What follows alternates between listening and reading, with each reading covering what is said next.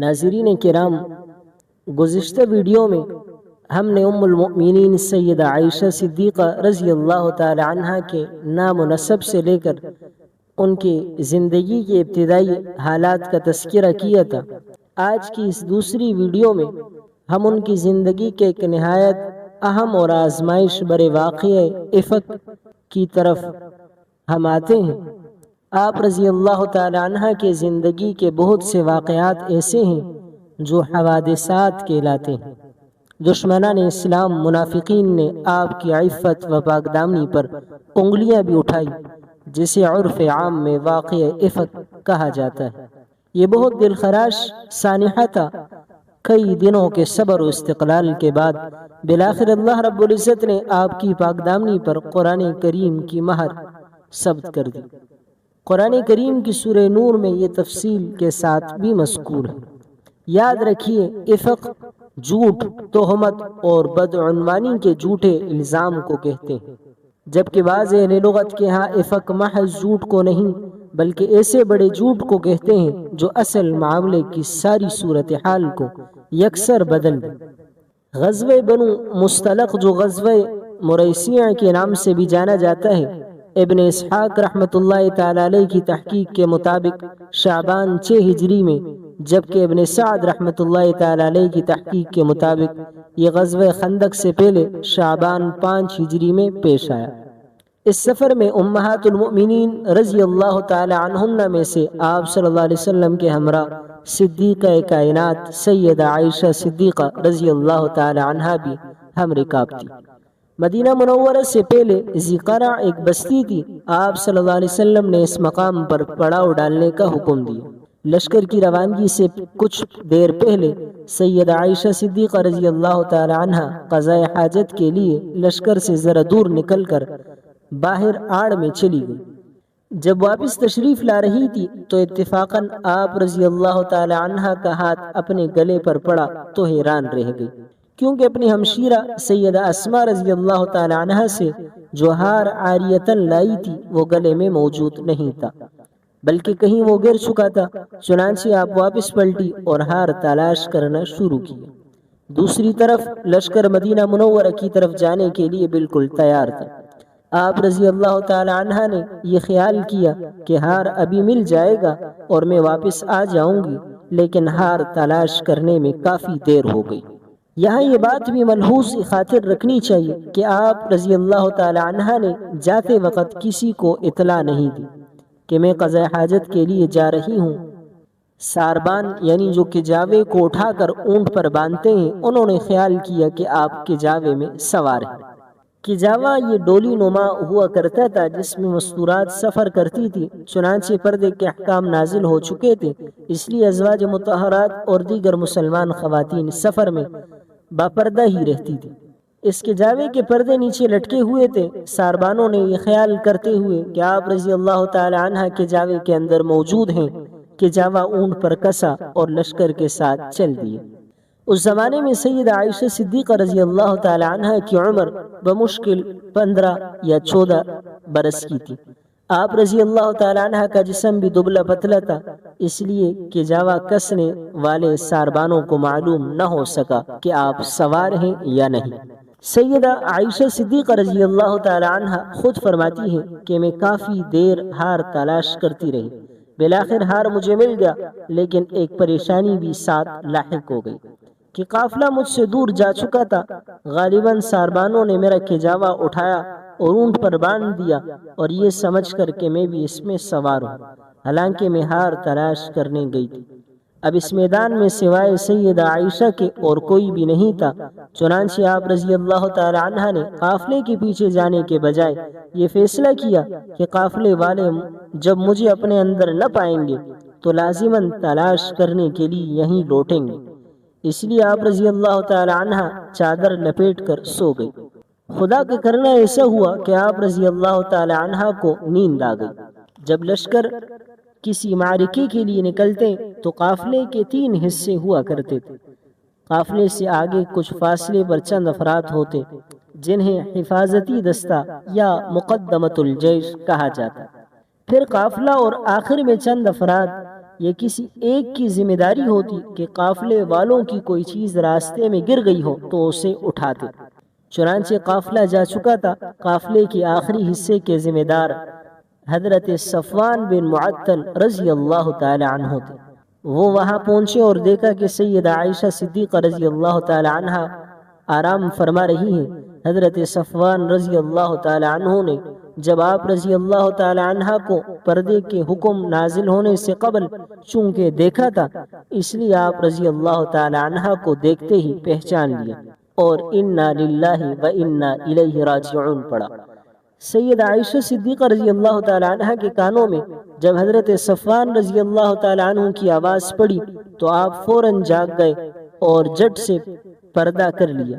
آپ خود رضی اللہ تعالی عنہ خود فرماتی ہیں کہ اللہ کی قسم صفوان نے مجھ سے کوئی بات تک نہیں کی اور ان کی زبان سے سوائے انا للہ و انا الیہ راجعون کے میں نے کوئی کلمہ نہیں سنا۔ آپ رضی اللہ تعالی عنہ فرماتی ہیں کہ صفوان نے اپنے اونٹ کو میرے قریب کیا اور خود پیچھے ہٹ گئے۔ میں اس پر سوار ہوئی اور صفوان اس اونٹ کی نکیل پکڑ کر آگے ہو لیے اور لشکر کی تلاش میں تیزی سے روانہ ہوئے۔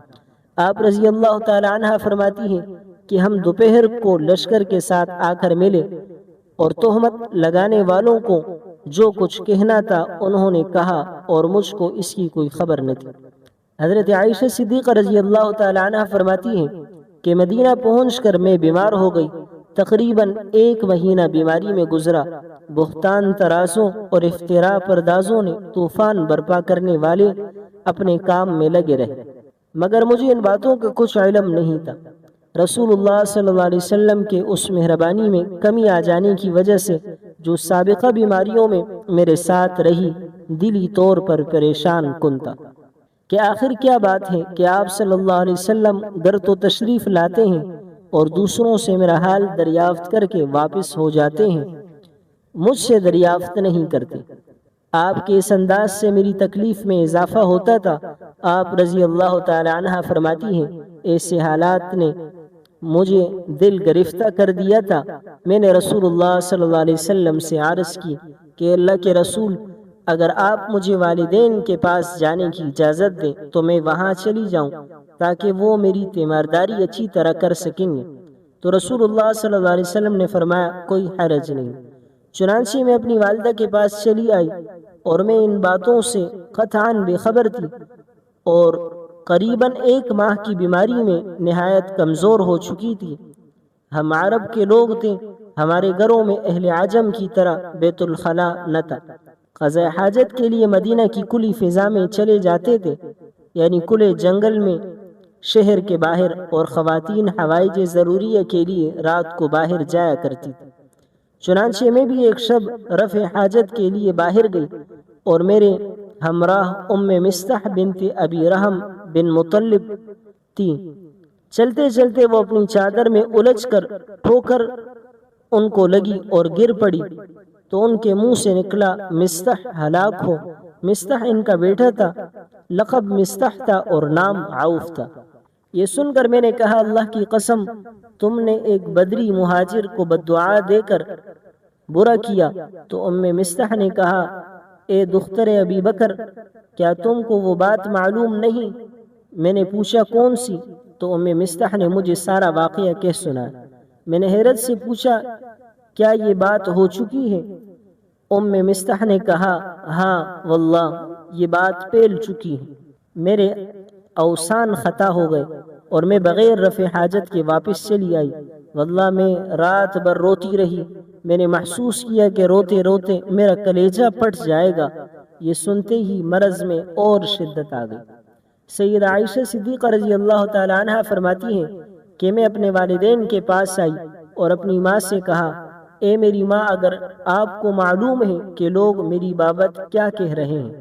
ماں نے کہا اے میری بیٹی، تو رنج نہ کر، دنیا کا قاعدہ یہی ہے کہ جو عورت خوبصورت اور خوبصیرت ہو اور اپنے شوہر کے نزدیک بلند مرتبہ ہو تو حسد کرنے والی عورتیں اس کے ضرر کے در پہ ہو جاتی ہیں اور لوگ بھی اس پر تہمتیں تراشتے ہیں۔ میں نے اپنی ماں سے پوچھا کہ کیا ابو جان کو بھی اس بات کا علم ہے؟ تو والدہ نے جواب دیا کہ ہاں۔ آپ رضی اللہ تعالی عنہ فرماتی ہیں کہ میں نے کہا، اے میری ماں، اللہ تمہاری مغفرت کرے، لوگوں میں اس کا چرچا ہے اور آپ نے مجھ سے اس کا ذکر تک نہیں کیا۔ یہ کہتے ہوئے میری آنکھوں میں آنسو آ گئے اور میری چیخیں نکل گئی۔ میرے والد جو بالاخانہ پر تلاوت قرآن کریم میں مصروف تھے، میری چیخ سن کر نیچے آ گئے اور میری ماں سے میرے بارے میں دریافت کی۔ ماں نے کہا کہ اسے ساری بات کا علم ہو گیا ہے۔ یہ سن کر میرے والد بھی رونے لگے۔ مجھ کو شدت کا لرزہ آیا۔ میری والدہ نے گھر کے تمام کپڑے مجھ پر ڈال دیے۔ یوں ہی تمام رات روتے ہوئے گزر گئی۔ ایک لمحے کے لیے آنسو نہیں تھمے۔ اسی طرح صبح ہو گئی۔ سیدنا ابو بکر صدیق رضی اللہ تعالی عنہ کی زبان سے شدت غم سے صرف یہ جملہ نکلا، اللہ کی قسم، ایسی بات تو ہمارے بارے میں زمانہ جاہلیت میں بھی کسی نے نہیں کہی۔ اب جب کہ اللہ تعالیٰ نے ہم کو اسلام سے عزت بخشی تو اس کے بعد کیسے ممکن ہے؟ جب اس معاملے میں نزول وحی میں تاخیر ہوئی تو رسول اللہ صلی اللہ علیہ وسلم نے حضرت علی رضی اللہ تعالی عنہ اور حضرت اسامہ بن زید رضی اللہ تعالی عنہ سے مشورہ فرمایا۔ حضرت اسامہ رضی اللہ تعالی عنہ نے عرض کیا، اے اللہ کے رسول صلی اللہ علیہ وسلم، وہ آپ کے اہل خانہ ہیں، ہم ان میں سوائے خیر و بلائی کے کچھ نہیں جانتے۔ اس کے بعد حضرت علی رضی اللہ تعالی عنہ نے آپ صلی اللہ علیہ وسلم کی مسلسل پریشانی، رنج و غم کو دور کرنے کے لیے عرض کی، اے اللہ کے رسول، اللہ تعالیٰ نے خواتین کے معاملے میں آپ پر تنگی نہیں رکھی، آپ مزید پریشان نہ ہوں اور اپنے آپ کو اس فکر میں گھولتے نہ رہیں۔ ہم سے آپ صلی اللہ علیہ وسلم کی یہ پریشانیاں دیکھی نہیں جاتی۔ میری رائے یہ ہے کہ حضرت عائشہ صدیقہ رضی اللہ تعالی عنہ کے علاوہ اور بھی خواتین ہیں، لیکن آپ اس معاملے میں جلدی نہ فرمائیں، بلکہ گھر کی باندی بریرہ سے اس بارے میں حقیقت معلوم کر لیں۔ یہاں یہ بات یاد رکھنی چاہیے کہ بعض کم فہم لوگ سیدنا علی رضی اللہ تعالی عنہ کی گفتگو سے یہ سمجھتے ہیں کہ العیاذ باللہ حضرت علی رضی اللہ تعالی عنہ کی نگاہ میں ام المؤمنین کی کوئی حیثیت ہی نہیں تھی یا اچھی حیثیت نہیں تھی، حالانکہ ہرگز ایسا معاملہ نہیں تھا، بلکہ علی رضی اللہ تعالی عنہ کو ام المؤمنین کی پاک دامنی و عفت میں ذرا برابر بھی تردد نہیں۔ باقی رہے ان کے یہ کلمات تو ان کو بغض عائشہ سے پاک و دماغ ہی سمجھ سکتے ہیں۔ حضرت علی رضی اللہ تعالی عنہ کو بھی کامل یقین تھا بریرہ ضرور حضرت عائشہ رضی اللہ تعالی عنہ کے حق میں ہی گواہی دے گی، اور اس سے رسول اللہ صلی اللہ علیہ وسلم کے دل کو اطمینان ہو جائے گا، کیونکہ بریرہ رضی اللہ تعالی عنہ خانگی معاملات کو قریب سے مشاہدہ کر رہی ہیں۔ اس سے بعض لوگ غلط مطلب سمجھے تو یہ ان کی ذہنی کدورت ہے اور ان کی عقل کا اپنا فطور ہے۔ غرض آپ صلی اللہ علیہ وسلم نے حضرت بریرہ رضی اللہ تعالی عنہ سے پوچھا، بریرہ، اگر تو نے ذرا برابر بھی کوئی شے ایسی دیکھی ہو جس میں تجھ کو شبہ اور تردد ہو تو بتلا دے۔ حضرت بریرہ رضی اللہ تعالی عنہ نے عرض کی، قسم ہے اس ذات پاک کی جس نے آپ کو برحق نبی بنا کر مبعوث فرمایا، میں نے عائشہ رضی اللہ تعالی عنہ کی کوئی بات معیوب اور قابل گرفت کبھی نہیں دیکھی، سوائے اس کے کہ وہ ایک کمسن لڑکی ہے، آٹا گوندا ہوا چھوڑ کر سو جاتی ہے اور بکری کا بچہ آ کر اسے کھا جاتا ہے۔ آپ صلی اللہ علیہ وسلم نے جب سیدہ بریرہ رضی اللہ تعالی عنہ کا یہ جواب سنا، فوراً مسجد نبوی میں تشریف لے گئے اور ممبر پر کھڑے ہو کر مختصر خطبہ دیا، جس میں آپ نے فرمایا کہ یہ مسلمانوں، تم میں سے اس شخص کے خلاف کون میرا ساتھ دینے کو تیار ہے جس نے میرے اہل بیت کو اذیت پہنچائی؟ اللہ کی قسم، میں نے اپنے اہل خانہ سے سوائے نیکی اور پاک دامنی کے کچھ نہیں دیکھا، اور بالکل اسی طرح جس شخص کا ان لوگوں نے نام لیا ہے ان میں بھی سوائے خیر اور بلائی کے کچھ نہیں دیکھا۔ اگرچہ حدیث پاک میں اس شخص کا صراحت کے ساتھ نام نہیں، لیکن حدیث کے مضمون سے معلوم یہی ہوتا ہے کہ اس سے مراد صفوان بن معطل رضی اللہ تعالی عنہ ہے۔ چنانچہ قبیلہ اوس کے سردار سعد بن معاذ نے پورے قبیلے کی طرف سے ترجمانی کرتے ہوئے گفتگو فرمائی، اس کے قبیلے خزرج کے سردار سعد بن عبادہ رضی اللہ تعالی عنہ نے گفتگو کی۔ اختلاف مزاج کے بشری تقاضوں کے تحت بدنظمی سی محسوس ہونے لگی تو آپ صلی اللہ علیہ وسلم ممبر سے نیچے تشریف لائے اور دونوں کو خاموش رہنے کا حکم فرمایا۔ سیدہ عائشہ صدیقہ رضی اللہ تعالی عنہ خود فرماتی ہیں کہ میرا یہ سارا دن بھی روتے ہوئے گزرا، ایک لمحہ بھر کے لیے بھی آنسو نہیں تمے۔ رات بھی اس طرح گزری۔ میری اس حالت میں میرے والدین کو گمان ہونے لگا تھا کہ اب اس کا کلیجہ پھٹ جائے گا۔ جب صبح ہوئی تو بالکل میرے قریب آ کر میرے والدین بیٹھ گئے اور میں روئی جا رہی تھی۔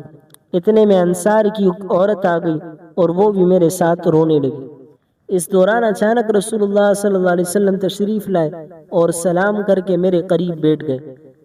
جب سے جھوٹا منفی پروپیگنڈا عام ہوا کبھی آپ میرے پاس آ کر نہیں بیٹھے تھے اور وحی کے انتظار میں 1 مہینہ گزر چکا تھا۔ آپ صلی اللہ علیہ وسلم بیٹھ گئے اور اللہ تعالیٰ کی حمد و ثنا بیان فرمائی۔ اس کے بعد فرمایا، اے عائشہ، مجھے تیرے بارے میں ایسی باتیں پہنچی ہیں، اگر تو اس سے بری ہے تو دیکھنا عن قریب اللہ تعالیٰ تمہیں ضرور بری کر دے گا، اور اگر تو نے کسی گناہ کا ارتکاب کیا ہے تو اللہ سے توبہ اور استغفار کر، اس لیے کہ بندہ جب اپنے گناہ کا اقرار کرتا ہے تو اور اللہ کی طرف رجوع کرتا ہے تو اللہ اس کی توبہ قبول فرماتا ہے۔ آپ رضی اللہ تعالی عنہ فرماتی ہیں، جب رسول اللہ صلی اللہ علیہ وسلم نے اپنی بات ختم فرمائی تو اسی وقت میرے آنسو تم گئے، یہاں تک کہ آنسو کا کوئی ایک قطرہ بھی میری آنکھ سے نہ رہا، اور میں نے اپنے والد سے کہا، ابو آپ میری طرف سے رسول اللہ صلی اللہ علیہ وسلم کو جواب دیں۔ انہوں نے کہا، میری سمجھ میں نہیں آتا میں کیا جواب دوں۔ پھر میں نے یہی الفاظ اپنی ماں سے کہیں تو انہوں نے بھی یہی جواب دیا۔ اس کے بعد میں نے خود آپ صلی اللہ علیہ وسلم کو جواب دیا، اللہ کو بخوبی علم ہے کہ میں اس سارے معاملے میں بری اور بے قصور ہوں، لیکن منفی پروپیگنڈے کی وجہ سے لوگوں کے دلوں پر اس کے اثرات گہرے پڑ چکے ہیں۔ اگر میں یوں کہوں کہ میں اس سے بری ہوں اور اللہ خوب جانتا ہے کہ میں اس سے بری ہوں تو تم سب یقین نہ کرو گے، اور اگر بالفرض میں اقرار کر لوں حالانکہ اللہ خوب جانتا ہے کہ میں بری ہوں تو تم سب یقین کرو گے۔ اور میں نے روتے ہوئے یہ کہا، اللہ کی قسم میں اس چیز سے کبھی توبہ نہیں کروں گی جو یہ لوگ مجھ سے غلط منسوب کر رہے ہیں، بس میں وہی کہتی ہوں جو یوسف علیہ السلام کے والد نے کہا تھا، فصبر جمیل واللہ المستعان علی ما تصفون، صبر بہتر ہے اور اللہ ہی مددگار ہے اس بات کی حقیقت ظاہر فرمانے پر جو تم بیان کرتے ہو۔ اس موقع پر آپ نے حضرت یعقوب علیہ السلام کا نام نہیں لیا۔ اس کی وجہ خود بیان فرماتی ہے کہ میں نے حضرت یعقوب علیہ السلام کا نام یاد کیا تو نام یاد نہ آیا، تو اس لیے حضرت یوسف علیہ السلام کے والد کہا۔ آپ رضی اللہ تعالی عنہ خود فرماتی ہیں، اس وقت میرے دل کو کامل یقین ہو گیا کہ ضرور اللہ تعالی مجھے اس سے بری ثابت فرمائیں گے، لیکن یہ تو میرے وہم و گمان میں نہیں تھا کہ میرے بارے میں اللہ تعالی ایسی وحی نازل فرمائے گا جس کی ہمیشہ تلاوت ہوتی رہے گی۔ میرا خیال یہ تھا کہ اللہ تعالی میری برات اپنے رسول صلی اللہ علیہ وسلم کو خواب دکھا دیں گے۔ آپ رضی اللہ تعالی عنہ فرماتی ہیں کہ ابھی رسول اللہ صلی اللہ علیہ وسلم وحی پر تشریف فرماتے کہ آپ پر وحی نازل ہونا شروع ہو گئی۔ آپ صلی اللہ علیہ وسلم کے سر مبارک کے نیچے چمڑے کا ایک تکیہ رکھ دیا گیا اور ایک چادر اڑھا دی گئی۔ سیدہ عائشہ صدیقہ رضی اللہ تعالی عنہ فرماتی ہے، باوجود شدید سردی کے رسول اللہ صلی اللہ علیہ وسلم کی جبین مبارک سے پسینے کے قطرات ٹپکنے لگے۔ جب وحی کا نزول شروع ہوا تو میں بالکل نہیں گھبرائی، کیونکہ میں جانتی تھی کہ میں بری ہوں اور اللہ تعالیٰ مجھ پر ظلم نہیں فرمائے گا، لیکن میرے والدین کا خوف سے یہ حال تھا کہ مجھ کو اندیشہ ہوا کہ کہیں ان کی جان ہی نہ نکل جائے۔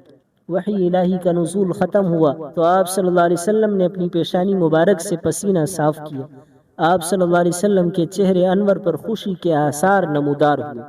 آپ صلی اللہ علیہ وسلم نے مسکراتے ہوئے میری طرف متوجہ ہوئے اور فرمایا، یا عائشہ ام اللہ فقد براءک، اے عائشہ اللہ نے تمہاری پاک دامنی بیان فرما دی چنانچہ سورہ نور کی 11 سے لے کر 20 تک 10 آیات مبارکہ سیدہ عائشہ صدیقہ رضی اللہ تعالی عنہ کے حق میں نازل ہوئی۔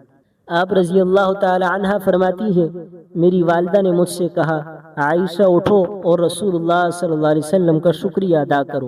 میں نے کہا، اللہ کی قسم، سوائے اللہ تعالیٰ کے جس نے میری برات نازل فرمائی، کسی کا شکریہ ادا نہیں کروں گی۔ یہاں بھی یہ بات سمجھ لینی چاہیے کہ ام المؤمنین سیدہ عائشہ صدیقہ رضی اللہ تعالی عنہ کی آپ سے دوہری حیثیت کی یہ مالکہ ہیں۔ پہلی حیثیت یہ کہ آپ صلی اللہ علیہ وسلم کی امتی ہیں، اور دوسری حیثیت یہ کہ آپ رضی اللہ تعالی عنہ رسول اللہ صلی اللہ علیہ وسلم کی بیوی ہیں، بلکہ محبوب ترین بیوی ہیں۔ اب سمجھیے کہ آپ رضی اللہ تعالی عنہ والدہ کے کہنے کے باوجود آپ صلی اللہ علیہ وسلم کا شکریہ کیوں نہیں ادا کیا؟ یہ شوہر اور بیوی میں لاڑ و محبت کا وہ درجہ ہے جسے نافرمانی کا نام نہیں دیا جاتا، بلکہ ناز محبوبی اسے کہا جاتا ہے۔ جب رسول اللہ صلی اللہ علیہ وسلم سورہ نور کی ان آیات مبارکہ کی تلاوت سے فارغ ہوئے تو سیدنا ابوبکر صدیق رضی اللہ تعالی عنہ اٹھے اور لخت جگر کی پیشانی پر بوسہ دیا۔ اس کے بعد رسول اللہ صلی اللہ علیہ وسلم مسجد نبوی تشریف لائے اور صحابہ کرام کے سامنے مذکورہ آیات تلاوت فرمائی۔